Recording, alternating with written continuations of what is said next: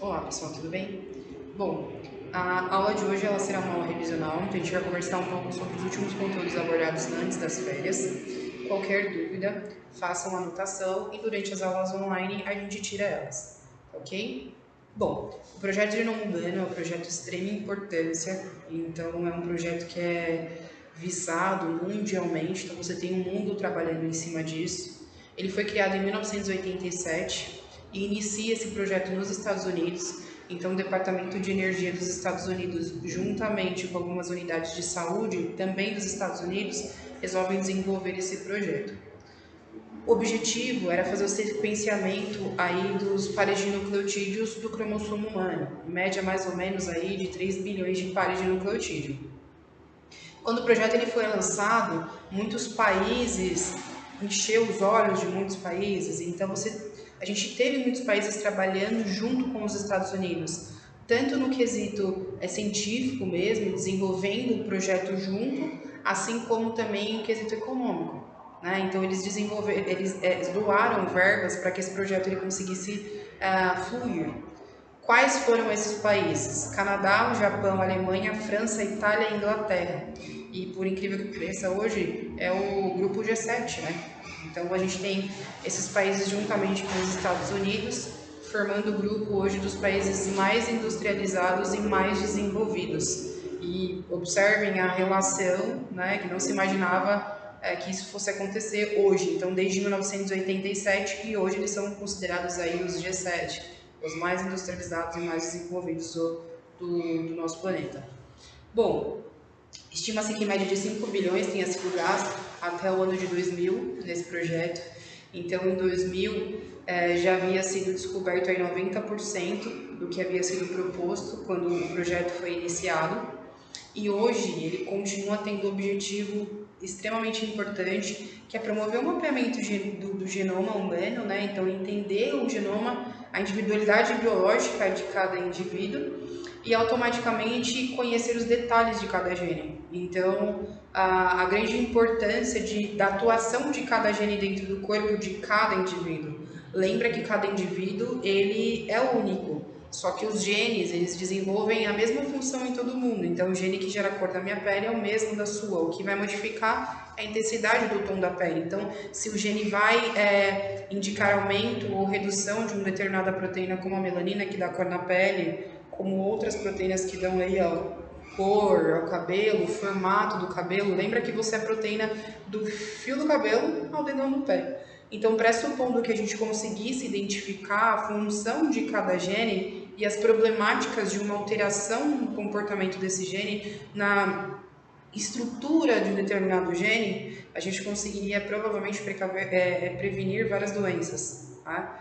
Então esse é o principal objetivo, é você prevenir e você já tratar, criar terapias específicas para evitar essa doença no futuro ou até mesmo se essa doença não for possível ser evitada, mas pelo menos você minimizar os danos que essa doença traria ao indivíduo. A medicina que trataria, que desenvolveria aí toda uma terapia, que analisaria esses genes de forma individual, é chamada de medicina preditiva.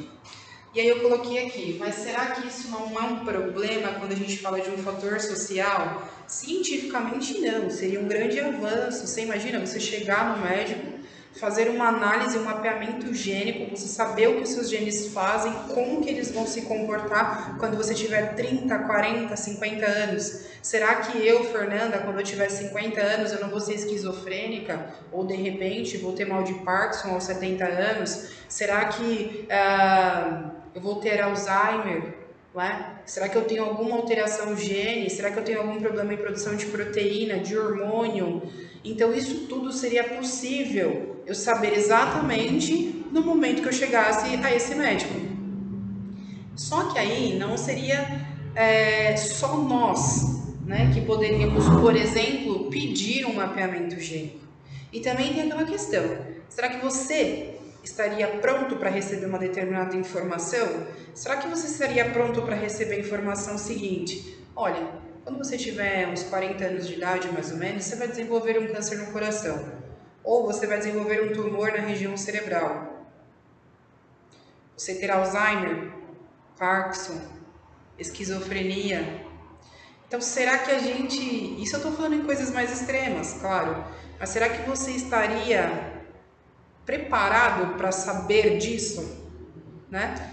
Então tem essa questão social. E fora isso, você imagina como que as empresas também não utilizariam a seu benefício, né? Então, por exemplo, eu sou dono de uma empresa, eu poderia pedir um mapeamento gênico antes de eu te contratar. E aí?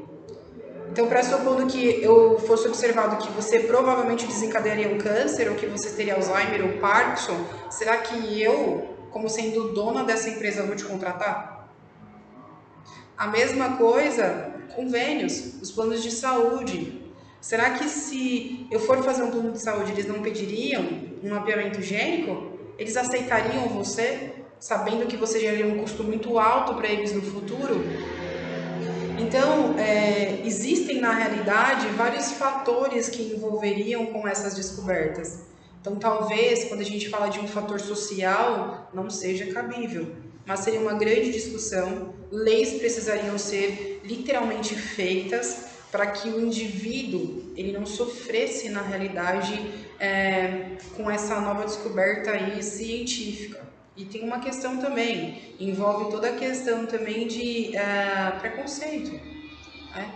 Então, são vários fatores que envolvem essa descoberta. Porém, a gente não pode deixar de negar que compreender os genes, manipular eles, já imaginou você conseguir manipular o gene dentro do útero? Se a criança de repente fosse nascer com algum tipo de síndrome, você conseguisse manipular os genes a ponto de fazer com que essa criança não nascesse com essa síndrome mais.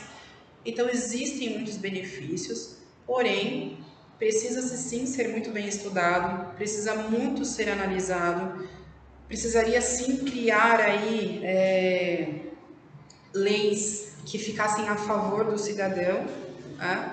E não a favor, por exemplo, da questão industrial, né, das indústrias, e questão de benefícios aí envolvendo os planos de saúde, que a gente já sabe que já não é muito barato, principalmente no nosso país.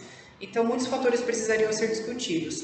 Porém, os estudos eles acontecem sempre no mundo inteiro e essas descobertas cada vez mais estão trazendo aí novidades para nós.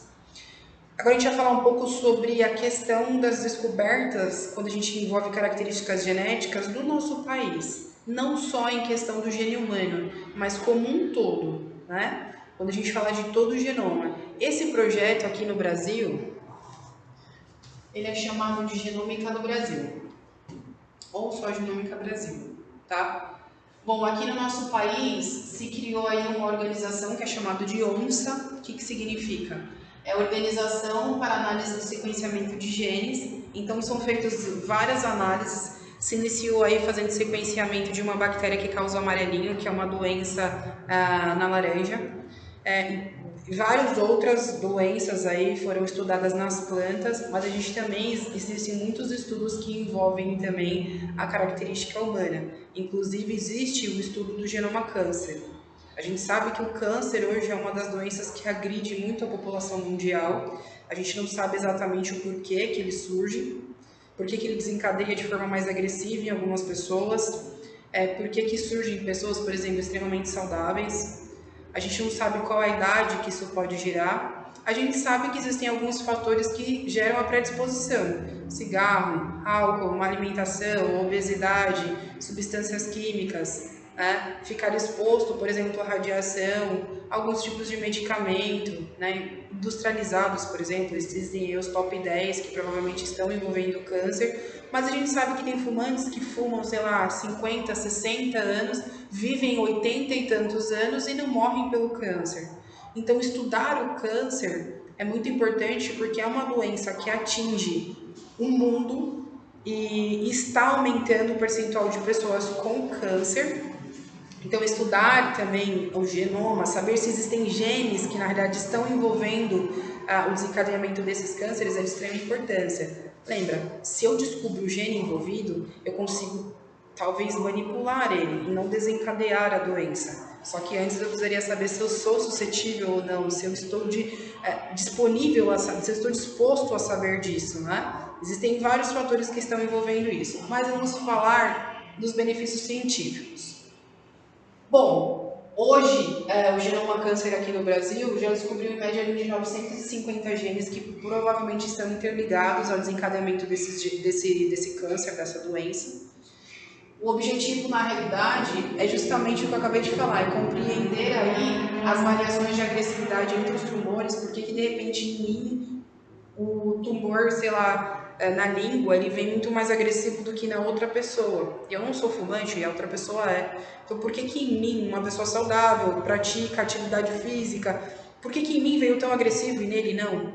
O objetivo, na realidade, é isso. Será que são genes diferentes que atuam? Outra característica importante é, a partir do momento que eu descubro, será que eu não consigo identificar formas que sejam mais eficientes de diagnóstico? Além disso, será que eu não consigo também fazer tratamentos que sejam mais sensíveis? Então, que haja melhor naquele tipo de câncer, porque é aquele tipo de gene que está atuando.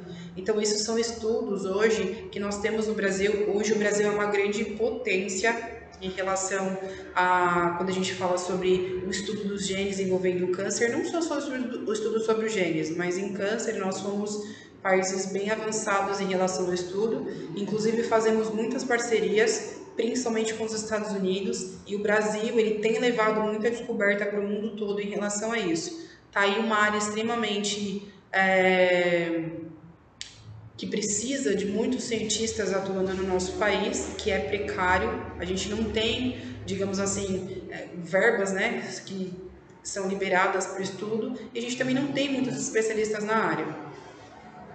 Fora isso, existe um outro genoma que é chamado de genoma cana. Aqui existem vários, né? Existem vários estudos relacionados a essa organização. Esses são os dois grandes estudos, os primeiros, na realidade, que geram grande nome para o nosso país, para essa organização. Esse genoma cana, eles descobriram em média de 50 mil genes da cana. O objetivo, na realidade, principal é você aumentar a produtividade, questão de comércio. Então, a gente tem algumas empresas, se eu não me engano, da Europa, que investiram, deram verba mesmo, cujo principal objetivo era favorecer a descoberta desses genes que promovessem a melhoria, né, a questão da produtividade, aí, o aumento da produtividade da cana. E também a principal característica, né, que a gente vem trabalhando aí, principalmente no ramo alimentício, que é você fazer a modificação, talvez tornar a cana mais doce, menos sensíveis a modificações de ambientes, fazer com que a cana fique maior, tenha mais caldo. Então, a questão também envolve o comércio, a comercialização.